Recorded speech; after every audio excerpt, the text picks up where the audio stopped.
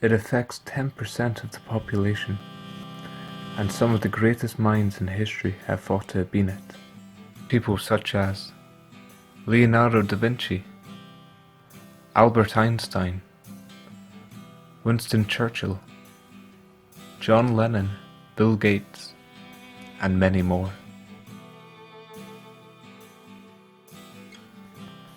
But what is it I'm talking about?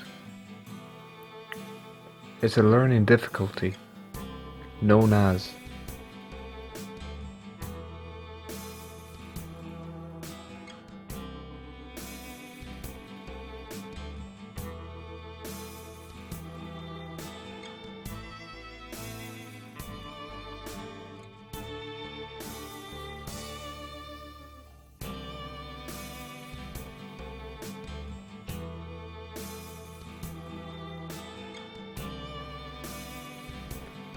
dyslexia.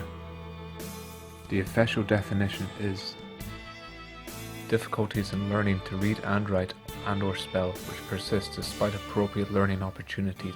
These difficulties often do not reflect an individual's cognitive abilities. Put simply, it makes it difficult for someone to learn to read, write and spell, with cases ranging from mild to severe.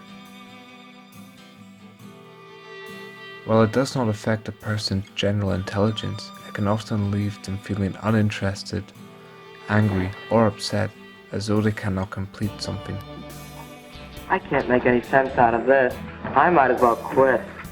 He's got me scared to death. I'll just never pass this course. The first diagnosis of dyslexia was made by a German doctor, Rudolf Berlin, in 1887. When he examined a patient who suffered difficulty in learning to read and write, but showed normal intelligence and was physically fit.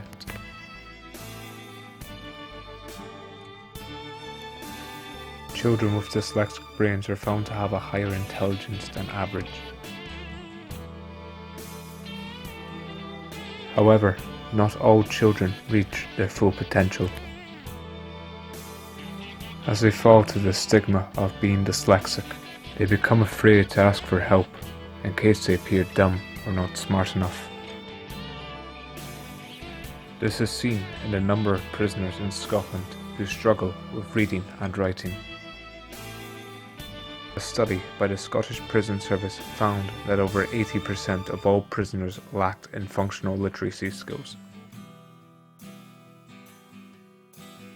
We can see from this the extent of the problem, and that we must change our approach and have changing attitudes. It's a learning difficulty for people that can't read. Is that not people who can't read and see letters the wrong way around in words? Your brain is a bit confused, and when the things that you want to say and what you want to put on paper sometimes get muddled. I think it's hard sometimes to read. When you're a certain age, sometimes you just look at words and you think, I don't know how that should sound. It makes it harder for kids to learn. How people with dyslexia process information differently. So when I'm thinking about something, it's kind of different to what someone with non-dyslexia is. It's more about literacy, but we make up for it creatively. Many people with dyslexia believe that in some way it's an impairment, or they don't have the same capacity as everybody else. That's not true. It's a condition that you have where you have difficulty with reading, but also it affects your brain and your organisational skills. It's just a barrier that can be overcome with support. And I think people are just becoming aware that we need to do more to help dyslexic people. While we are beginning to change our thinking on dyslexia, we are still going far too slow. 1 in 5 children leaving primary school will have below average literacy skills, and 1 in 6 adults still have the reading skills of an 11-year-old in the UK.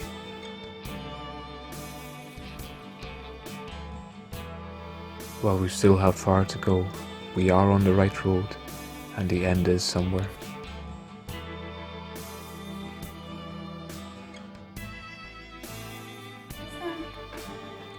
It's a learning difference.